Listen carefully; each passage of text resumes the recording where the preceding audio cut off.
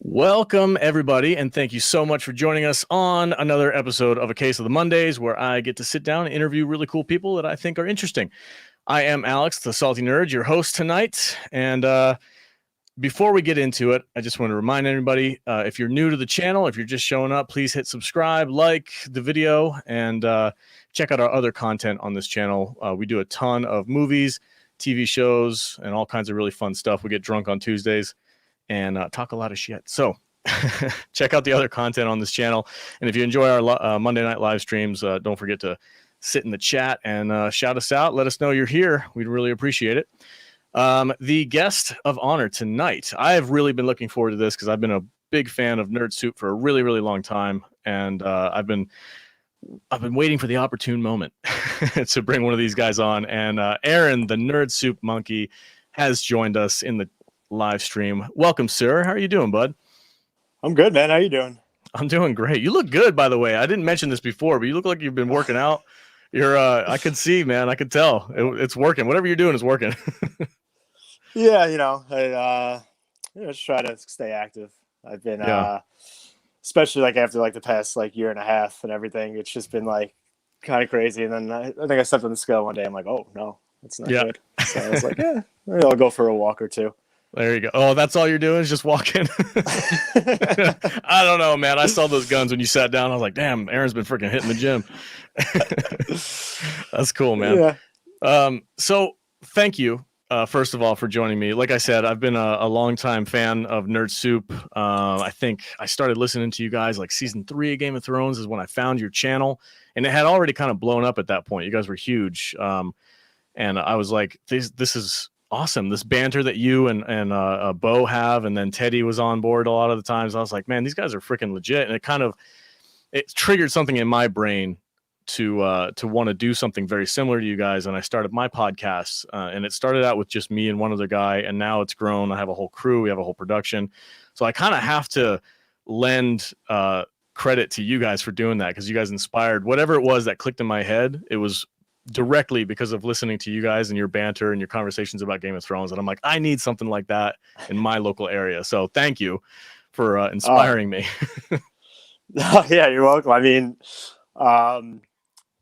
yeah, I know. I remember like you've been following us for a while. So it was like, we've had like, I think you mentioned something to me once. It's like you guys like inspired like me to start a podcast. And that's pretty cool. Cause like, there's nothing better than just to like, I don't know, sit down and just like talk with your friends about like movies or things you enjoy. It doesn't have to be like movies, but yeah, that's kind of like what we started. And we never like expected anything like this. Like people like actually listening to us and becoming fans, and then them starting podcasts and then inviting you on. So yeah, it's kind of, it's a little surreal.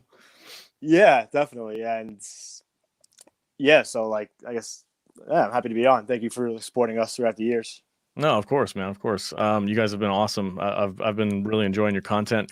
And you kind of mentioned like how it all started. Like, what was was it Bo who kind of came up with the whole idea, or what happened? How did that all go down? Yeah, like as much as I would like to take credit and just yeah, so like we've always like talked about like doing something like kind of, I guess, creative. And I remember, I think I was like in college at the time, and we've always just talked about it, but we never really thought like anything would ever get done. But then like I think I came home one day and he just had like all like, credit to him, like he actually went out and like got equipment and learned all the softwares and animation and audio editing and everything you need to do. Yeah. And he's like, yeah, I just did it, and I learned all this stuff. And I'm like, that's awesome. And like, that's cool. It's been years. Like I've been helping out like a lot of the editing and stuff like that, but like I still am like not like, there's still like a lot that I still have to learn and everything. The way he was able to get it and just learn everything so quickly and be able to make like a functional start a functional channel was just pretty great. And I guess he's like, oh, I need some friends to be on it, so who's like the best guy I know? And he's like, yeah, I'll get Teddy. Nice. And right. Yeah. Later. Shout out to Backyard TARDIS. He's one of our top supporters, and he's been following my podcast since the very beginning. He says, "What's up, Aaron? Alex turned me on to your podcast, and I get a kick out of it." So he's been like, when I started talking, I was like, "Yeah, I'm really inspired by these Nerd Soup guys." And then like Nick jumped in my membership club area and was like, "Hey, I'm a big fan of yours," and I'm like, "Go check out Nerd Soup. Those guys are great." So I recommend you to anybody who likes my style, which is like the banter, just four friends sitting around talking about movies. Like it's very similar to yours. So I always point them in your direction as far as spreading the word. But thank you, Backyard Tires, for the $5. Really appreciate it, man. And Nick is awesome. He's like a super supporter. I don't know if you have a couple of those. I know your patronage is huge, but like Nick to us is like the man. Yeah, he's in every live stream. He's the biggest supporter we have. He's been there since day one. It's really cool. How's interacting with your fans? Do you guys have a lot of interaction with that on Patreon, or how does that go down for you guys? Yeah, so like I've always tried to like be, just like, I think the interaction is key, because it's like, I generally just enjoy like hearing feedback and like just talking to people, especially those who've like followed us for a while. It's kind of like, it's fun to see like just people commenting and things like that you like throughout the years that just keep coming back and recognizing. Mm-hmm. I think that's like early on is very key, because like I think it took us like a little bit to actually gain any sort of traction to begin with. Yeah, how long was it? Do you remember how long it was before? Because you popped with Game of Thrones, right? So Westworld was actually our first like actual, like, I think we got like up to like 5,000 subscribers from Westworld. Really? Yeah, Bo made like some Westworld explained or preview type video, like digging deep into like, that was the first season. So like, and that kind of gained traction more than anything else we did. And then definitely in the beginning, those like that little bit was just like, so I think important for like me especially, just to know like, oh, people actually do like care what we have to say, or listen to us, or think that we're funny or entertaining or knowledgeable. So it's like, even if it's just a few people, it's still like, well, if somebody out there likes us and enjoys us, other people do. It's just a matter of trying to reach new listeners. And so once we got like that, like solid base, it was kind of like, oh, maybe we can see where this goes. And then, with Game of Thrones was like the first substantial, like, oh crap, we got something here. And I think that was like a key point too, because like, I think like you said, with like the chemistry, obviously, I think that was I think people are able to like latch on to that. Yeah. And be like, oh, that's like, they know each other, they're having fun. And especially talking about something that we both very much enjoyed. I think it made it a lot easier. So not only was it just talking to a friend, but it was talking to a friend about something we like, which in turn, I think made for like a better experience for people listening. Cause they felt like they can just like sit back and like, these are conversations I would have with my group of friends. Yeah, exactly. I think it's really important for people to feel like they feel like they're sitting in the room with you during these conversations. I think when you get these overly produced shows that are like, they kind of feel like a newscast, like just talking heads, you kind of lose that interpersonal connection. And then the banter kind of gets weak after a little while, and it gets kind of scripted. But with like styles like you guys started off with, is just 3 or 4 people just sitting at a table, just talking shit about things. And like you guys do your cold opens, which your cold opens are epic. Like they're freaking hilarious to me. Like before the actual show starts, you guys are just like talking shit about each other. Like that was the key element to me when I was listening. I was like, oh, these guys are freaking actually friends, like hanging out, talking. It was a really cool element to the show. Yeah, that was like that's a fun thing. Like so we would put the mics on, test, like make sure everything's working, try to figure it out, and like we would just talk, and it would be like, oh, this is actually pretty funny, Yeah. Teddy always comes in and he's mad about something, or like something crazy happened, and I think it's good to like kind of, before you get into whatever the topic is that day, just to kind of keep it light and kind of So it's funny if we sometimes like comments like, of people just being like, oh, they just want to hear us talk about Spider-Man. It's like, oh, we don't care about it. And then if we don't do a cold open, people are like, where's the cold open? We want to hear you guys talk about it. There's a So, fine line, because I do get those comments too. I used to like really mimic that cold open thing, but we've kind of evolved a little bit to a different style. But I used to get comments like that too, like, oh my God, it took 4 minutes for you guys to start talking about the show. And I'm like, I go back and I listen to those 4 minutes and I'm like, that was a damn good 4 minutes though, bro. Like, yeah, it was really funny, but there is a fine line. I think there's an excessive amount of time there. I call it fluff. There's other podcasts out there that it's like 10 minutes of just nonsense before they actually get to the conversation. The real conversation is like 15 minutes long, and then they go back to more fluff. I think that goes a little bit overboard, but I think you guys have a really good vibe for like when to cut it into the show versus like how to just drag it out. Some people do. You guys, I think, have a good thing going on. Yeah, and I think like that's just like the podcast format we like. If it's more of like if we really just want to focus on one thing, then we'll just make like a separate video or like review of it. So yeah. So with us, because of our work schedule and stuff, we get together on 1 day a week and we sit down and record like 6 hours worth of content. And then we take that and we edit it, and then we make separate shows for the week, and we kind of space them out a little bit. What's your everyday like recording schedule like? Do you guys spread it out over the week?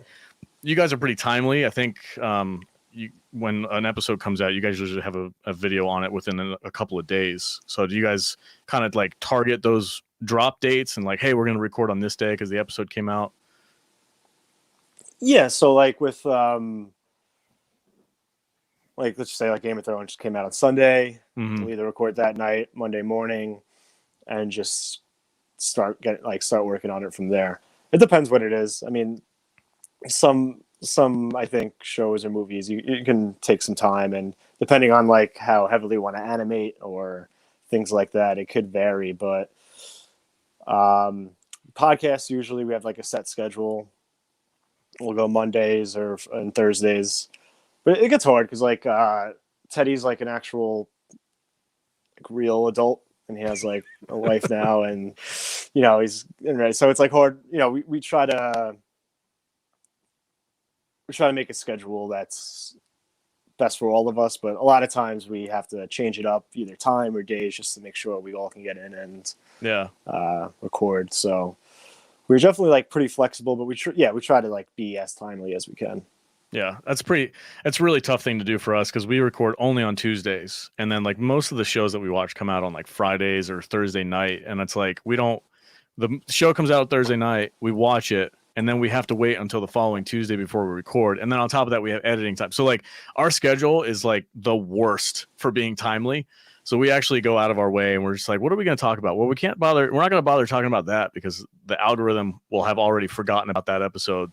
And we've kind of like dug into this little counterculture thing for our podcast where we go to shows that most people don't talk about. A lot of Apple TV stuff that doesn't get a lot of coverage. And that kind of helps us, be a little bit different than what the algorithm is normally like throwing out there. Do you guys have challenges with like YouTube and stuff like that? How do you guys manage that kind of thing? Well, I think with the podcast, like sometimes it gets tricky because either if we do once a week, one pod a week, then it's like if something big happens Tuesday, Wednesday, by the time it wraps around back to us, it's kind of like, is this, something else happened that's even more important, or like that's being talked about now. And then there's sometimes where there's like nothing, and it's just you gotta kind of like scrape the bottom of the barrel to try to like at least get some topics for the pod. I think those episodes actually are best because that lends to us more just like winging it and just talking about whatever we want to talk about. Yeah.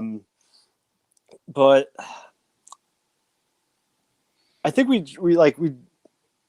we try to talk about things that we enjoy. So regardless of if it's popular or if it's a big show, obviously that usually lines up pretty well. Like Game of Thrones is obviously one of the most popular shows of all time, and it's something that we just happen to really like. Same thing with Marvel. So certain things like Succession, we both like a ton, but it's not like the most popular show out right now. So we tend to like try to stick with what we like to talk about, and we know other people want to hear us talk about, and our listeners want to hear us talk about. Algorithm be damned. Like, I hate following the algorithm. It's, you know, it's like, it's hard. Like, sure, like maybe if you made like a flashier title, you'd definitely get more clicks and all that. But yeah, at the end of the day, it's kind of just, you know, Game of Thrones review. If that's what you want to watch, and click it and watch it. If not, then I don't know what to tell you. Yeah, it's always tough because we try to like, we've been exploring different thumbnail styles and stuff like that, and different keyword algorithm searches and stuff like that. It's difficult, man. I mean, there's a billion voices out there who are all making content, and you got to kind of like edge your own little corner of the internet for your viewers. But yeah, I totally agree. Like, it's funny because we do like a three movie podcast. So we call it the S&P Weekly. We pick 3 movies and we do a half hour for each movie, and it's like an hour and a half show, and we have a lot of fun doing it. But we find that like if we actually hate the movies that we watch that week, it's one of the funnier shows.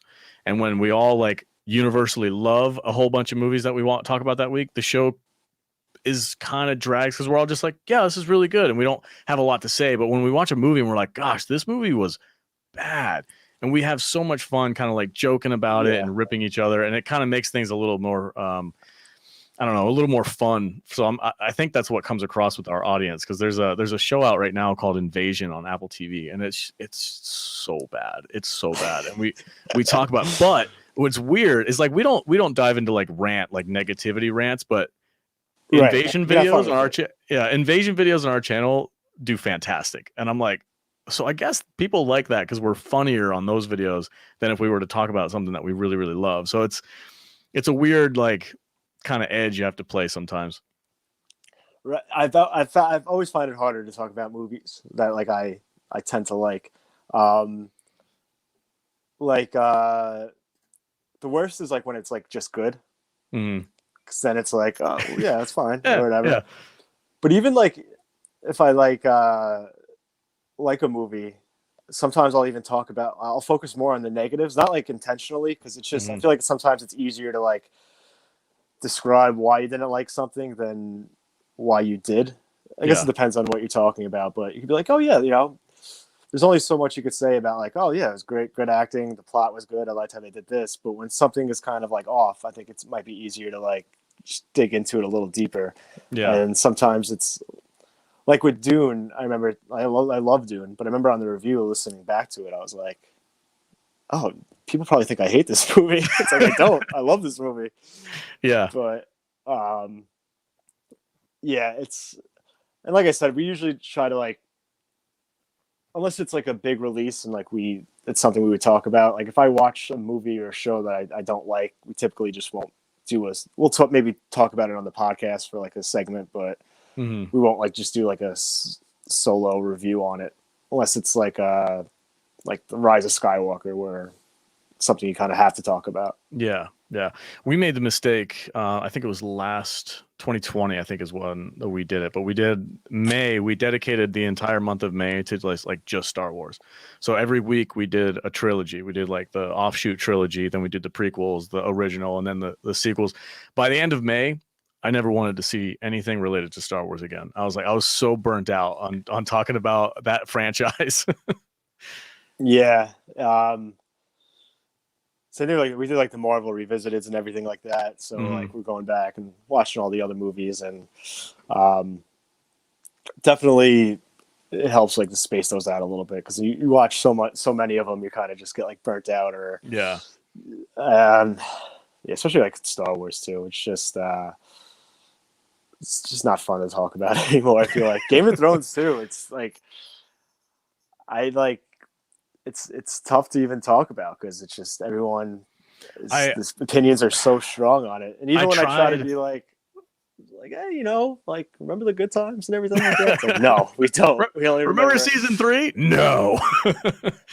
No, it's funny because I tried to rewatch that show recently, and I was like, I started over season 1. I was like, freaking Ned Stark, the North, Winterfell, and then like by like a few episodes in, I was like, I just can't, man. Like that show did something. It was like, I've never seen such an immensely popular show just disappear from like nerd culture discussion boards like so quickly. Like within a couple of months of season 8 dropping, everybody was just like not talking about it. It was weird. It was like really, really weird. But like it's strange because I guess not, but so like if you like compare it to like another franchise that like Star Wars, for instance, you know, there's definitely people who love it or hate the sequels or whatever, but people just still talk about it no matter what. Yeah. With this, it's just like nobody really even talks about it anymore. Yeah, And it's gone. I think like with the prequels coming out, I hope some of that, and I do think there will be, maybe not to the level of the original show, but I think there will be a level of people like coming back and it kind of like creeping back into like the pop culture with the prequels, especially if they're like, first they got to be good, but if they are good and kind of resemble some of those earlier seasons, the ones that people like, I think people will be willing to like get back on board with it and be like, okay, this is. Before we talk about House of Dragons, though, yeah, I got a couple more questions about your guys' podcast. So the animation thing is so unique, and I've never seen it with any other podcast before. Who came up with that? Was that all Bo? And he was like, "Hey guys, I learned how to animate." Like it was just a random thing. It seems like such an extra step as far as making content that it was like it would add so much more of a headache to just making or recording audio only, or maybe even just doing a video. Like, what was the decision-making process for animating your podcast?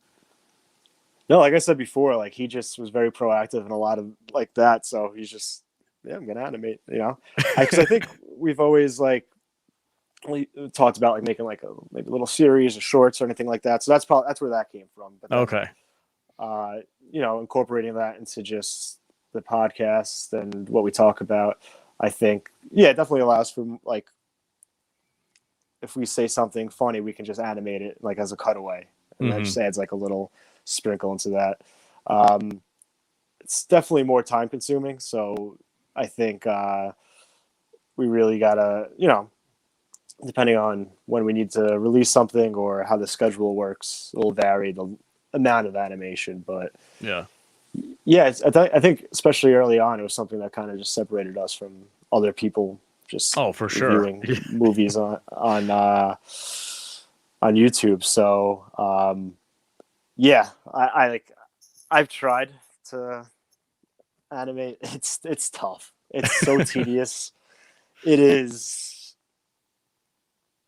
It really is just it's hard. So I mean, credit to him for learning how to do that and take charge in that aspect, because without him like learning how to do it, then we would just do audio only. Like if he just quit one day, it would just be audio. Bo's out, Aaron's in charge, no more cartoons. It's really a blank screen of me talking into my iPhone headphones. Yeah.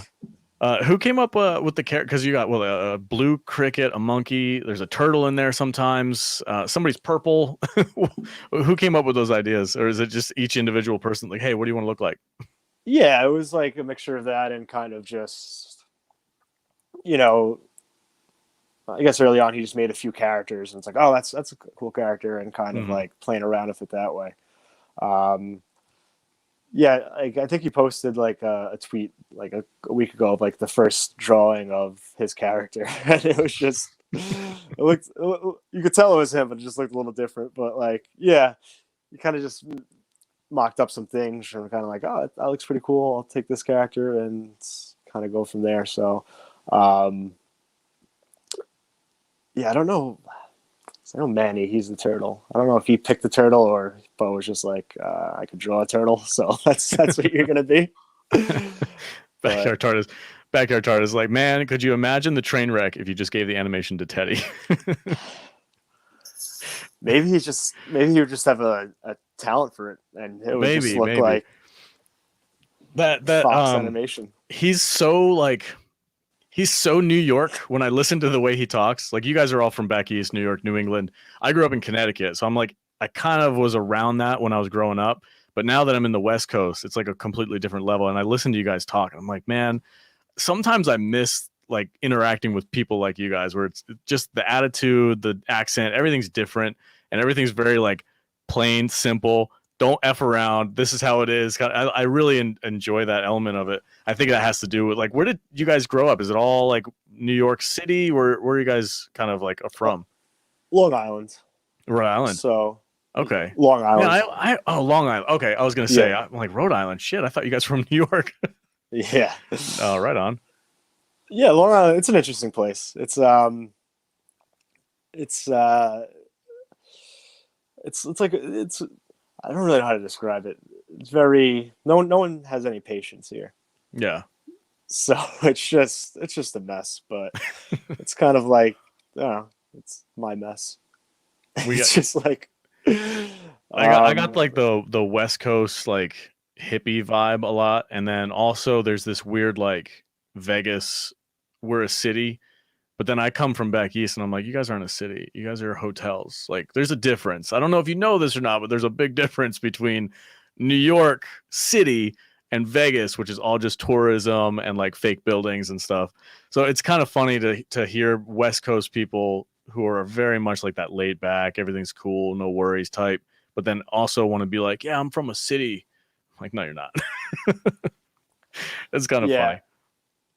Yeah, I think I tend to be like more, I guess, laid back compared to like, I guess what people would consider to be like a regular Long Islander or anything like that. But yeah, it is weird too, because like I also don't consider, I don't think I have an accent, Oh, but you do. yeah. So everyone tells me I do. But to me, I think I just sound normal, and then Yeah. people like send us things like, "Oh, this sounds like you," and it's just like something out of like Sopranos. I'm like, no, it doesn't. But I guess it does. I guess it does. It's a little bit of it. A little bit. Yeah, I think especially like when I hear my audio back, if I'm editing or something, then I'm like, oh, I'll catch myself saying certain words. I'm like, ooh, that's bad. You gotta tighten that up. when you guys get animated, it kind of comes out, which I think is true of everybody. Like, if you start getting passionate and talking about something, like whatever your background is, that kind of starts to come out a little bit more. And I think Teddy, of all three of you guys, Teddy is the one who is guilty of that the most. Like, he gets really animated really easily, and he goes full like New Yorker, and it's freaking hilarious. Yeah, that's like when I hear Teddy.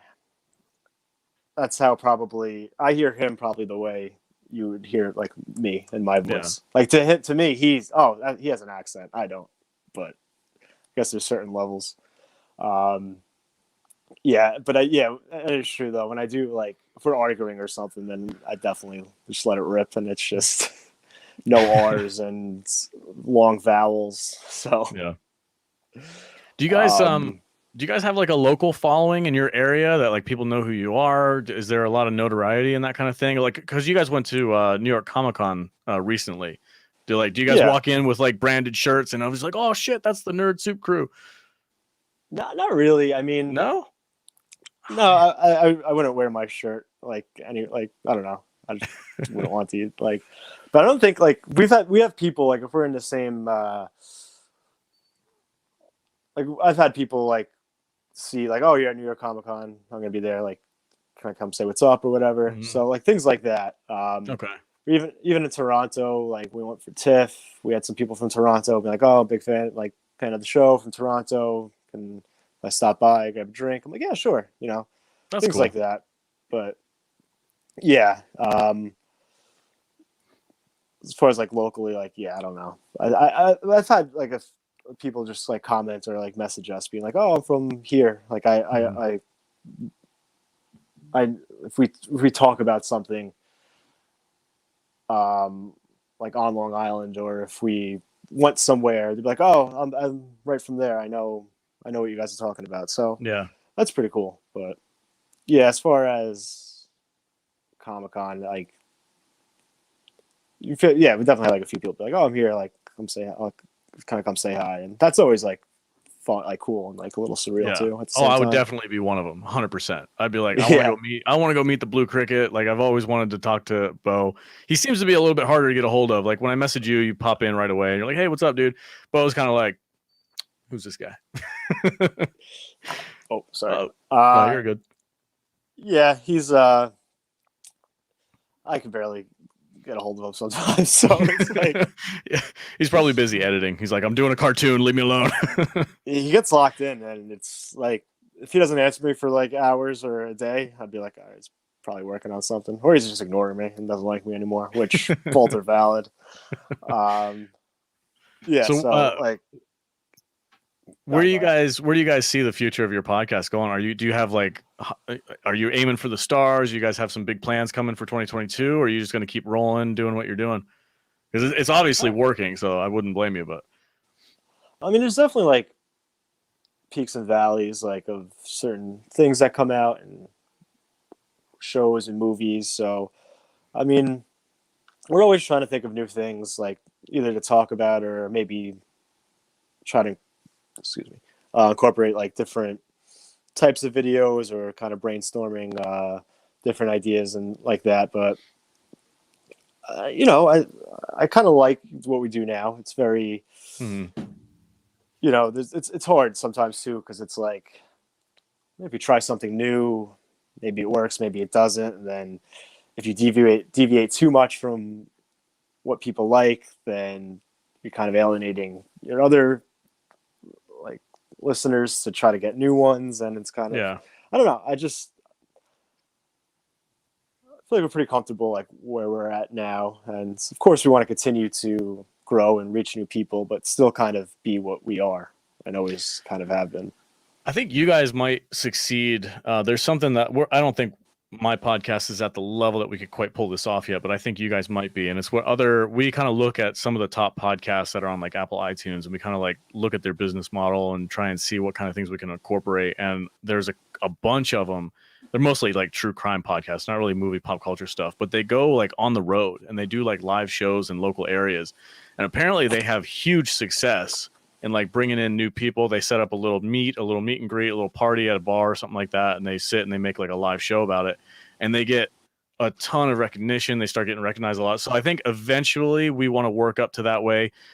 We tested the ground out. We did the Las Vegas Star Trek convention here, and we set up like a booth. We had the billboard. We had a live recording studio sitting right there at the table. We had cosplayers and actors from Star Trek and stuff. It was a great experience. And I'm like, I can only imagine if we had a following like yours, I think that would be huge for you guys. Would you guys be interested in doing something like that? Yeah, that's a good, like, it's pretty cool. It's like a good idea. Like, I don't know, but like, I don't know if like maybe like in the right environment, like a Star Trek type convention, or if that was for like a Comic-Con or something like that, that would be pretty cool. But yeah, I don't know. That's definitely, I have like seen like other podcasts do that, especially ones with more of a following, and the top podcasts, they can do live shows and they can have a bunch of people come out. I don't know if we do a live show, like, I don't know. I don't know, man. You guys are pretty big. Friends and family. I don't know. I'd be surprised if you didn't have a group together. Like I could imagine for you guys, especially with Game of Thrones coming out with a new show. Like if you did like a get together, watch party / podcast. Like I think that would be huge for you guys. That would be a lot of fun. I'd go to one of those if I could fly across the country. Yeah, I mean, if I knew, like, if that was like something that we knew we could do and pull off, like, definitely. But it would also be embarrassing if we do and just like it's my mom. Nobody shows up, just crickets. my mom doesn't even show up. She's like, "Nah, I'm busy that day." I'm like, oh, yeah. Yeah. It's a risk, but I think with your guys' following, I think in the right marketing and use of social media and stuff, I think you could probably pull something like that off. I envision that as like that would be the next move for you guys. I think if you were looking to expand a little bit, I think that would be a great idea. I think that would work. I mean, like I said, I mean that would definitely be cool, and if that was something that like that never came to pass, it would be like an interesting like wrinkle or something new, something different within like from what we usually do. But like I said, I don't even know like how that would even what that would even be like, or how I would even start that or set that up or anything like that. So you gotta talk to Bo. Talk to Bo and be like, bro, this guy had an idea. I think we should do it. I bet you he'd be like, yeah, I can make that happen. We should. I would be stoked if you guys took that idea and went with it. That would be freaking cool. no, trust me, if it worked out, then I would be stoked too. Quick question. Yeah. So like I'm obviously doing this on my phone and my setup's a little weird, so I had to move over a little bit. Oh, do your thing, man. You're good. So I could plug my charger in, but I don't know if my audio is going to be clean for the next like 10 minutes while I do it. Oh, this thing is draining my battery. Give it a shot and see what happens. And the iPhone, you know, you can put me on speaker. I think that might still work. Yeah, but I think because Apple found it necessary to take away the headphone jack and the charger jack. Give me a second while I go to my charger. Yeah, do your thing, man. So everybody in the chat, thank you guys for coming. We really appreciate it. As Aaron is doing his thing, I just want to remind everybody that if you want to support the podcast, go to saltynerdclub.com. That is where the action happens. We have a ton of content ready and willing for you guys to check out. We do 4 exclusive podcasts every single month just for our club members. And you also get access to our Discord app. We have great conversations in there with our club members as well. Our foundation conversations about foundation in our Discord have been absolutely incredible. So thank you guys who are in the Discord already. You guys make my life so much easier. I have eliminated all but 2 social medias now. It's Discord and Instagram. That's all I have. And Discord is amazing. Our Discord chat is off the chain, I think is what the kids say. But anyway, yeah, we really appreciate the support. It's only $5 a month, and you guys get a ton of access to exclusive content. You can ask. We've got a couple club members in the chat right now. You can ask them, and I guarantee you they'll tell you it's worth the $5. But all right, Aaron's back. How do I sound? Is it like bad? Or... It's a little echoey, but it's not terrible. I think you're okay. Okay, maybe if I lower you a little. I'm sorry about like I said, my computer wasn't acting right. So no, it's all good. I do it on my phone. I charged it before, but I guess the sucked it dry, video and audio. Yeah. I was like, oh, I have enough battery. And then I was talking here, so like 20%. Then I went to thought I could maybe make it last, but that's all right. Well, you only got 20 minutes for the hour, so we're gonna move over to talking about Game of Thrones, which I know you guys are stoked about. A lot of people out there are stoked. So. Coming off of season 8, we all kind of know culturally what season 8 did to the fandom. What do you think is going to happen going into the House of Dragons? Is it going to struggle at first? Is it going to try and find its footing? Where do you think the fandom is? You probably are connected more with the Game of Thrones fandom than I am. So are they ready and willing to see something new, or are they still holding a grudge?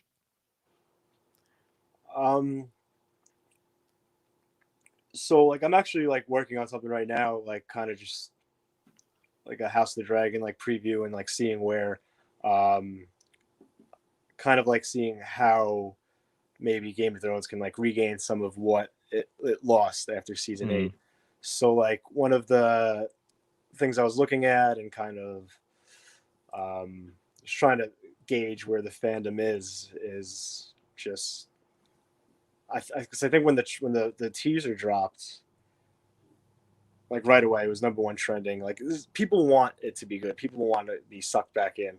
Yeah. People like I think are ready to give it another chance. If you look at like the views on the YouTube trailer and everything, like that teaser got more than the teaser for The Witcher season 2, Wheel of Time, like other fantasy shows coming out that are set to be pretty popular or are popular. So I think that like the base is still there, but I think you kind of have to regain that trust in terms of like coming out strong.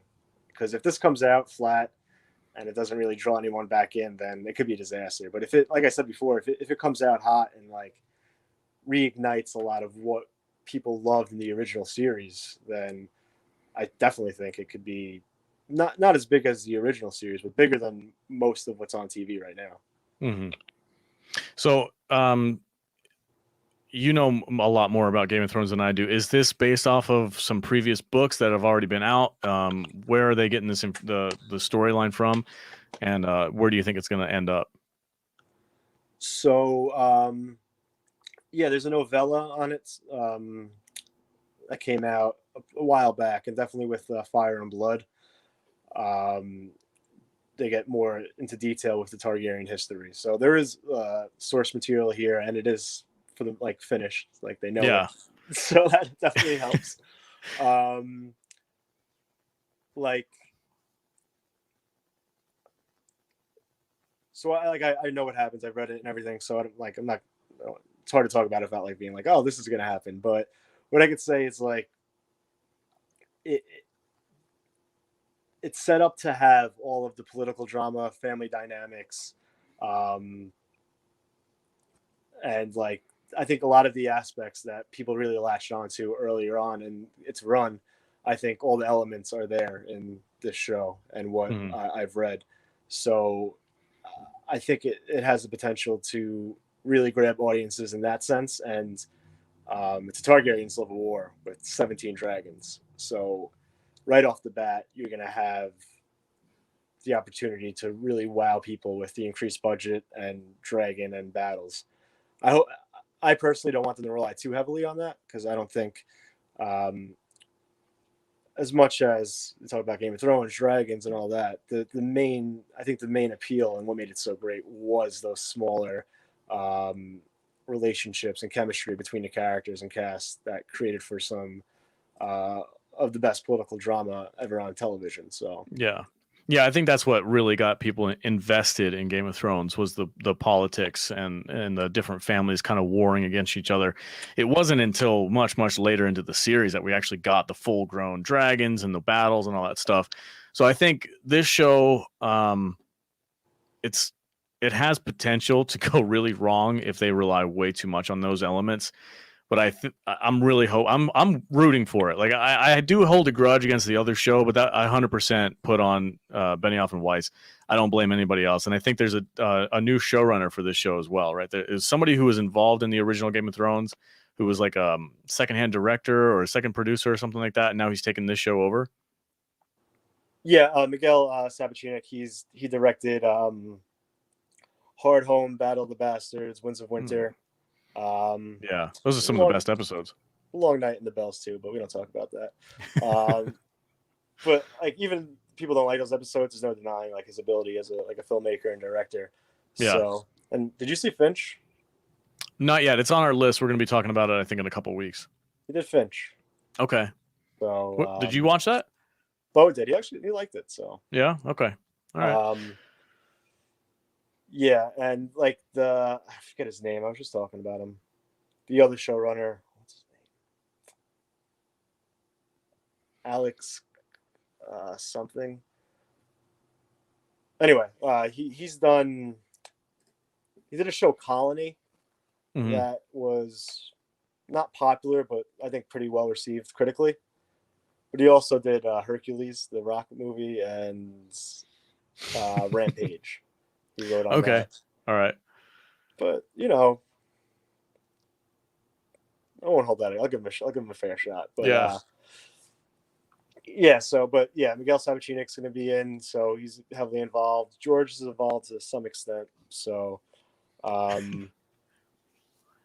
think the cast actually is promising. I think there's a nice blend of new up and comers, relatively unknowns, and established actors. Which, if you look at the series, the Game of Thrones series, they kind of had that same thing where you had a Sean Bean, right? Yeah. To kind of legitimize. You had Charles Dance, right, as Tywin. Like that's a big get. So yeah, and I know this Matt Smith, I believe, is one of the main characters in the show, which I think he's going to lend a lot of legitimacy to the cast, which is really cool.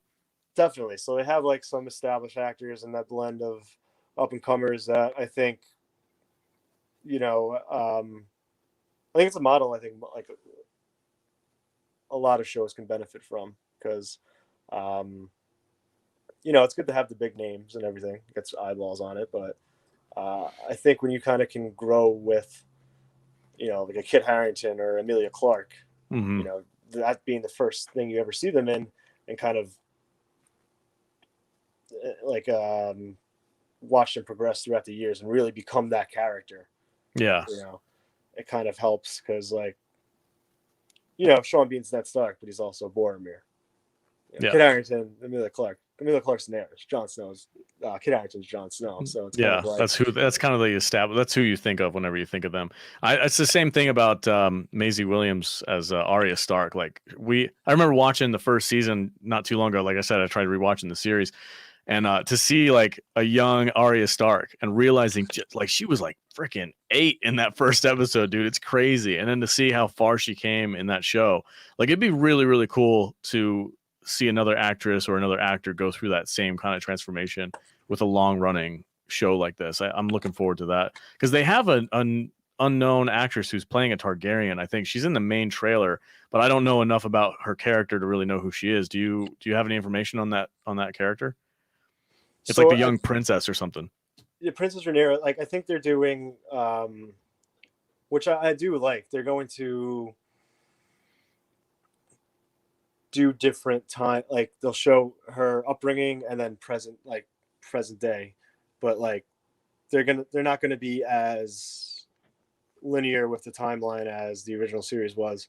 So the only flashback they had besides Bran's visions was young Cersei in the beginning of season 5. So like I think that can add an interesting wrinkle to like what it's like, all right, we already know this world, but let's be unique in this way in how we tell this story.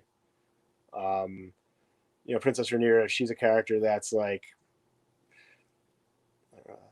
this is like basic background, so it's not a spoiler, but she was basically in place to be queen. Okay. Or that's like how she was raised as the attention, but like we see in Game of Thrones, like jealous siblings, or hey, I think I should be king actually. Should we start a war? Have all these people die? It's like, yeah, why not? Let's do it. So you called it earlier the Targaryen Civil War. How many different factions are there of the Targaryens in this show coming up? Is it like 3 or 4? Is it more than that? What are we looking at? So it's 2. Okay. They kind of separate the. So it's like the greens and the blacks. That's what they call them, based on like their certain sigils or. I actually think it was because Alicent Hightower and Rhaenyra were, like, that's the color dress they wore at a tourney, and that's kind of how they established that as those what faction of the Targaryens or what side you're on. So like there's 2 factions and kind of it's pretty much like split, I guess. Okay. In terms of, a lot of politicking at play. Who do we think has the best shot to win? What alliances, what families are married to which Targaryen to get their armies to join the battle? And so it's like that's a good segue. My next question was going to be: are we going to see any of these Game of Thrones like legacy families, like Starks and Lannisters? Are we going to see them play a big part in this, or are they going to be on the kind of the sidelines? I think more on the sidelines. They might do it. They might give it a bigger role just because it's like a recognizable name. Yeah. Yeah. But for the most part, it's going to be pretty Targaryen heavy. Okay. Right on. Do you know how many? Like it's a couple hundred years. Do you know exactly how long before the first show this takes place? Is it? I think it's 150. Oh, that's it? Okay. That's only like 2 generations then. That we're not gonna. Because I was thinking like maybe we're gonna see like Bran the Builder or something like that, and like the building of the wall or some. But that's like way back in the past. No. So I'm trying to think.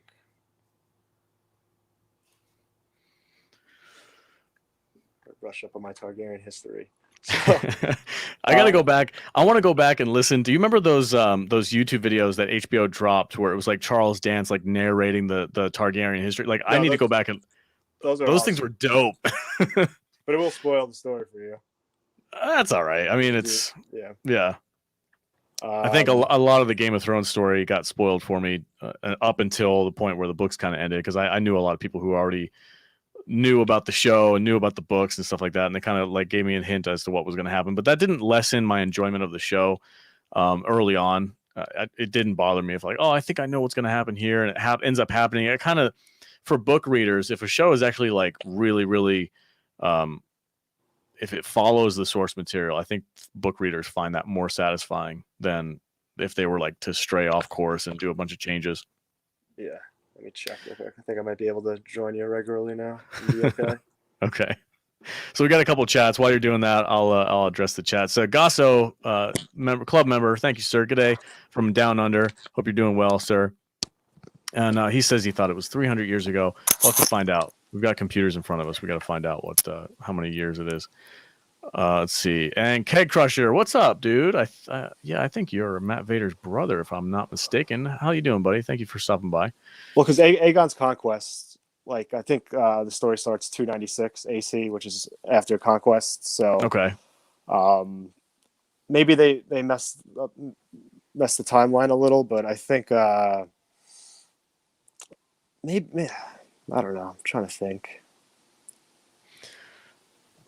My producer's in the chat. He says George R. R. Martin needs to hire someone to help him finish his books. I would agree. I think he needs to hire you, Kadish.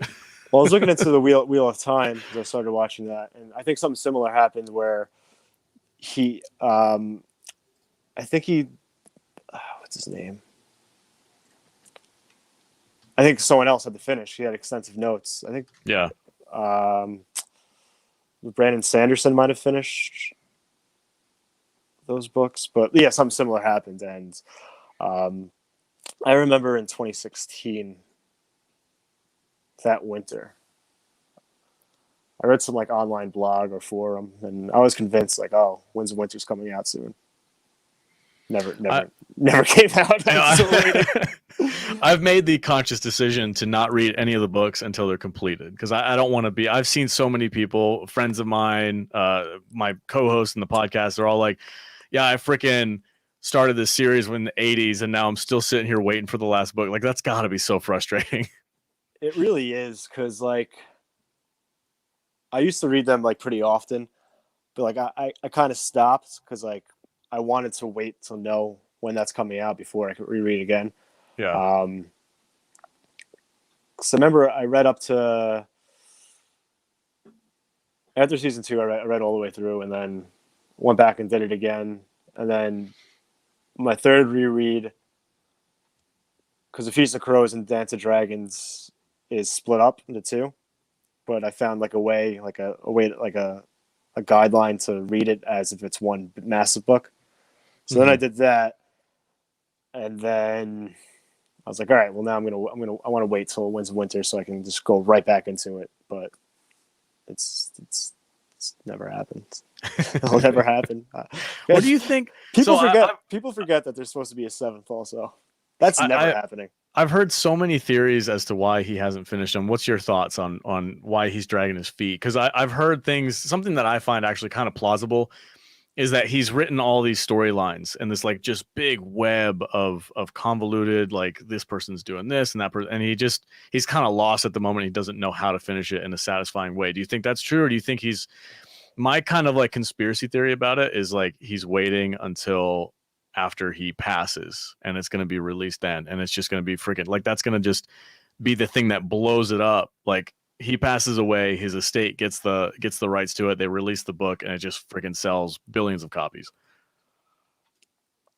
I mean, that's pretty like, and that's my conspiracy theory. Yeah.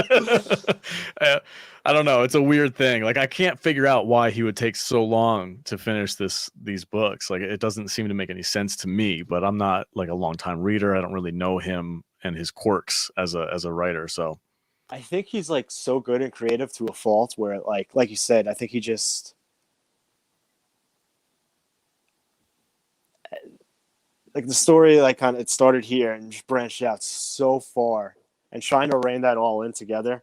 Like look at that's why like yeah, season 8 could have been better, but like to try to wrap that up with no like just like kind of like vague ideas of where it's going to end and kind of trying to wrap up everything else. Like it's a tough job to do. Like he can't even do it, and it's his story. it's a tough test. I mean, I think you hit certain walls. It's like, how do you bridge certain gaps, and how do you get, like, I know where I want to go here, but I just don't know how to get there. Yeah. Kate, there's for real quick, Gasso, thank you so much for the super chat. He says, I agree with Kadish. I kind of feel that the publisher should step in and get it done while he's still breathing. I don't know. I don't know they could put pressure on an author like that. And then Kadish, he seems to think he knows something. He says, I have it on good authority that he hasn't finished the books because he made too much money off the TV shows and just doesn't care. That's so depressing. That's like, as much as I hate that, like, I kind of respect it. He was just like, that's like, right, why would I? You know, I've made my fortune. I'm good to go. Like, that's what life is all about, is like making a shit ton of money and just fanning himself at $100 bills. It's like, oh yeah, Daenerys dies. Brand's king. Jude is a big Game of Thrones fan. She says, no, it's too much pressure. You can't finish them. There's so many theories. Like, I can't even. That's another thing. What if you just watch the finale and, like, so everyone hate it and is like, fuck. Like, that's what I. Well, you know, that's what I was. I've had debates with people. I've talked about this with other people. Like, season 8 was just a rushed mess, and I put that on Benioff and Weiss. I don't really blame HBO. I know HBO offered them like an extra 2 seasons, and they were like, no, we're good. We're just going to finish off in this last season. And then I feel like the threads that they finished the show on, the only one that I think it doesn't make any sense is Bran becoming king. I don't believe that for a second, but like Daenerys kind of going crazy. I think if you stretch that out a little bit more and kind of filled in the gaps and watched her progress downwards, I think that's a completely plausible place for her character to end up eventually. I agree 100%. I think those, like, Bran being king and Daenerys going Mad Queen is in the book. That's just too big of a deviation for it not to be the case. Okay. But when you can write it and spread it out over the course of like two more books, then it's gonna be more natural. Yeah. My biggest gripe with Bran being king is not that he is king. 2 gripes. One, if you knew he was gonna be king, why take him out for an entire season? He just wasn't in season 5. Yeah.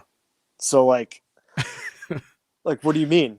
Like, he's the king. He's gonna be king. You need that season to kind of to take us on that journey. And when he does show back up, he's a completely different character. He's not Bran anymore. Yeah. So it's like, not only did you take him away from us for a whole year where we get to see him grow as a character, but the character you give us back is just not Bran.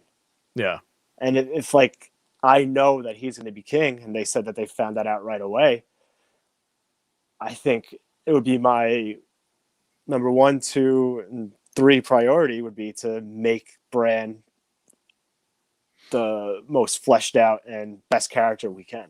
Yeah. And they just didn't the whole like zombified Bran where he was just like completely emotionless, like a robot.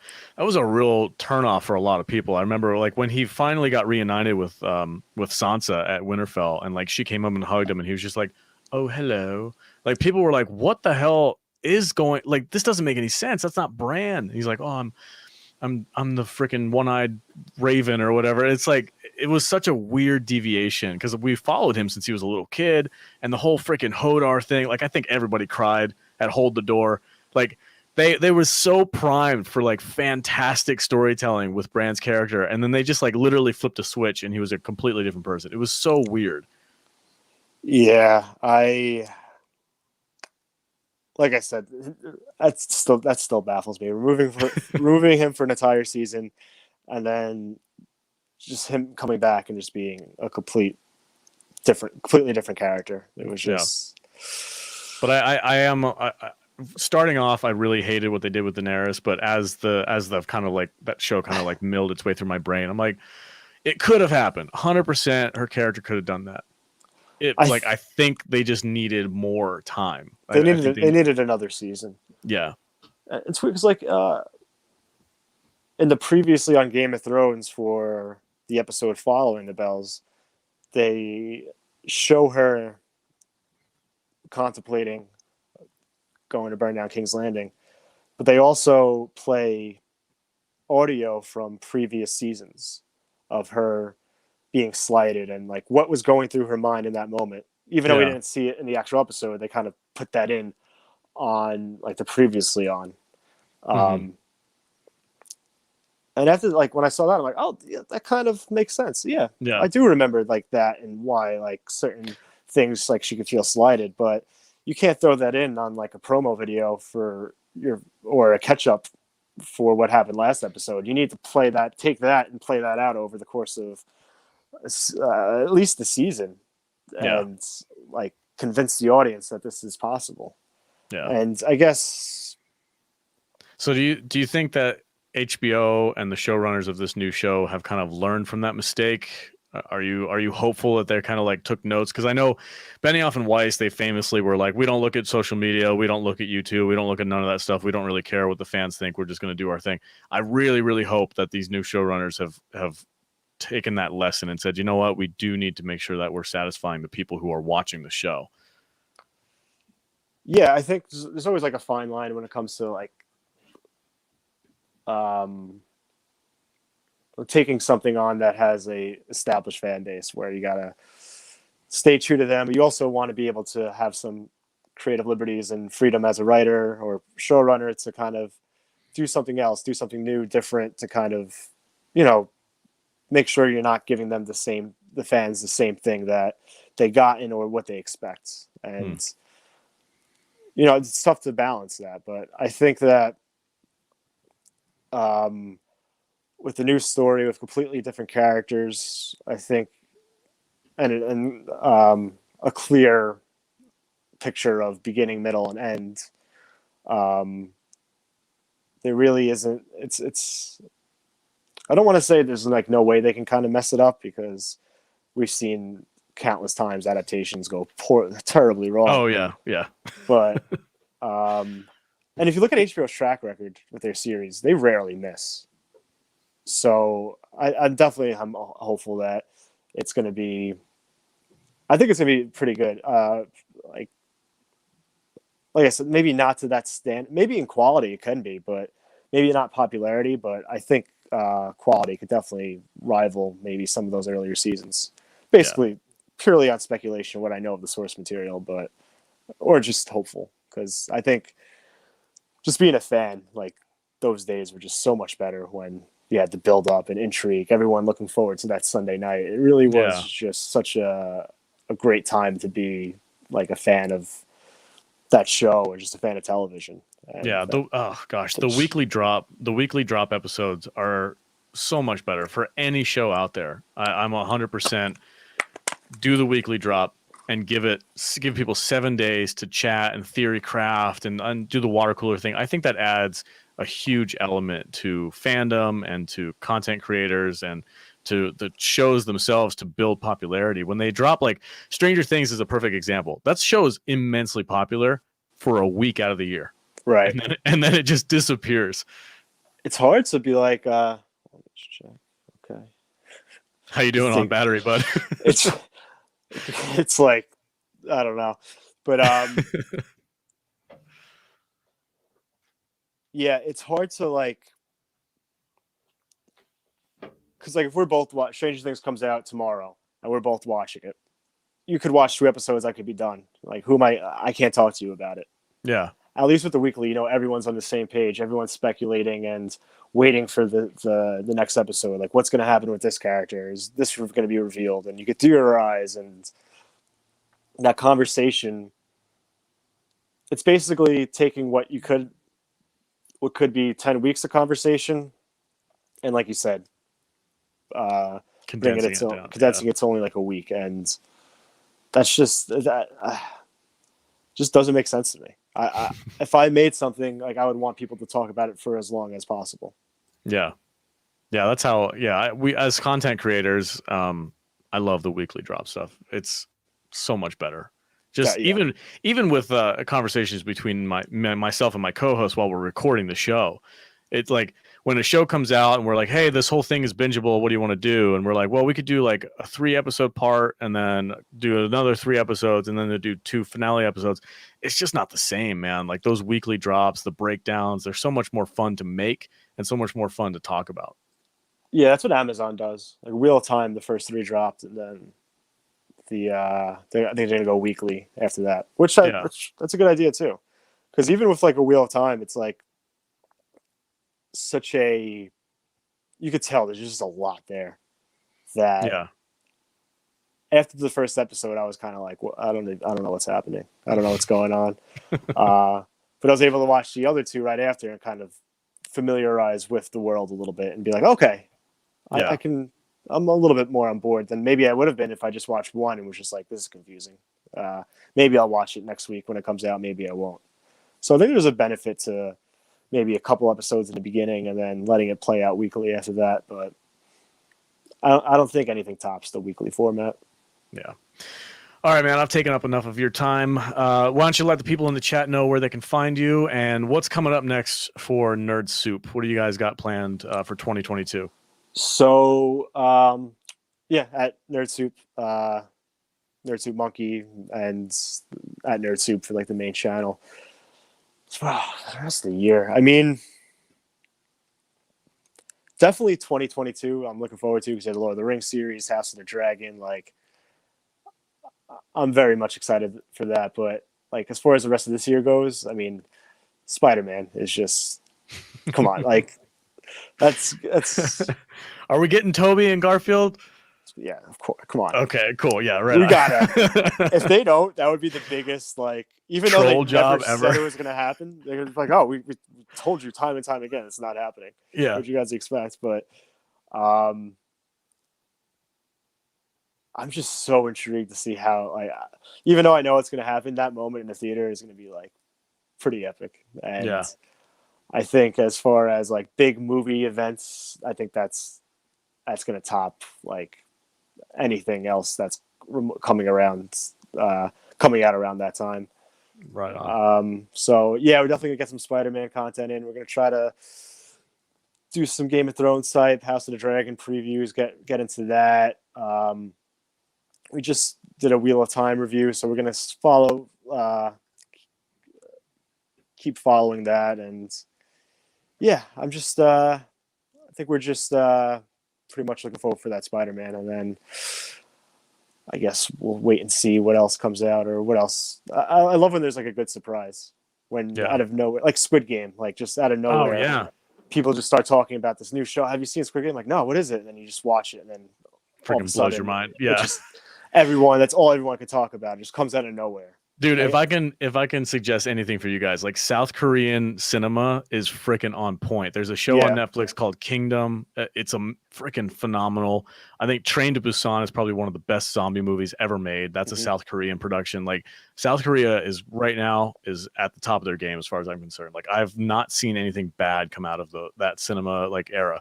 It's freaking really, really good. So yeah, I'd love, like, if we had the time, like the thing with us, because our recording schedule, like we have very limited of what we could talk about, but there's so much out there that we want to talk about. Space Sweepers is another one. Thank you, Cage, for reminding me. That's another South Korean cinema thing that it was really, really good. So, all right, Aaron, I will let you go. I know your battery's dying and it's been over an hour now, but thank you so much for joining me, man. I really appreciate it. And thank you for everybody in the chat. You guys have been great. I appreciate it. I know I apologize for the confusion. Aaron's in the East Coast, and he was like, hey, can we do it at 7? I'm like, yeah, totally. We could do it at 7. I know normally the show starts at 8, but I had to make some accommodations because this is one of my favorite guests that I've had on so far. So yeah, thank you, Aaron. I appreciate it, man. I'm getting old. I can't stay up as late as I used to. Yeah, sorry again with this weird. No, it's all good, dude. It's all good. I'm still trying to working on getting a new MacBook because they replaced my old one, and at least I was able to come on and maybe hopefully we did what we can. That's when you said to me I could use the phone. I'm like, oh cool, but I really didn't take into consideration like it'll probably die soon, and then with the different plugins and it's all good, dude. It's all good. Well, we'll have you on again next time when you have a brand new computer, and bring that. I'll tell you what, on your next production meeting, bring up the whole freaking live show thing, and I bet you guys could pull it off. I'm looking forward to hearing about that. Oh, yeah, all right, all right, everybody. Real quick, I wanted to ask you before. Did you like Dune? Yeah, I did. I have never read the book, so I went into the movie blind, and the movie was good enough to the point where I was like, I'm gonna go check out the book now. So I went and I downloaded the book on Audible, and I'm kind of in love now. I'm like, oh, I've been missing out for so long. Like I need to dive into Dune. This has been sitting on my table since I bought it from Bo a year ago. I haven't opened it yet. But I'm about to. There's a, if I can see, I don't know if you'll do Audible, but I listen to books all the time. There's a brand new Audible version of Dune, and it's acted out with a whole cast. Like there's different voice actors for each character, so it's really easy to follow. It's kind of made like a full production, like a play in your ears. It's really good, and it makes the book a lot more digestible, I think, because I tried to read the book before and I got lost in the first couple of chapters. I'm like, I don't know what's going on, but this Audible version was really cool. I'm just looking at it right now, and it's just like it's so daunting. Yeah. But all right, man. Thank you so much for joining us, guys. We're gonna head out, so thank you again. Go to saltynerdclub.com if you want to support the podcast. But honestly, if you guys want to just join our Discord, it's a fantastic community. Thank you all that are in there right now. We love you guys in Discord. It's a great server, and I'm really proud of it. So go to saltynerdiscord.com and come join us. All right, everybody. Have a great night, and thank you again. We'll see you guys next time.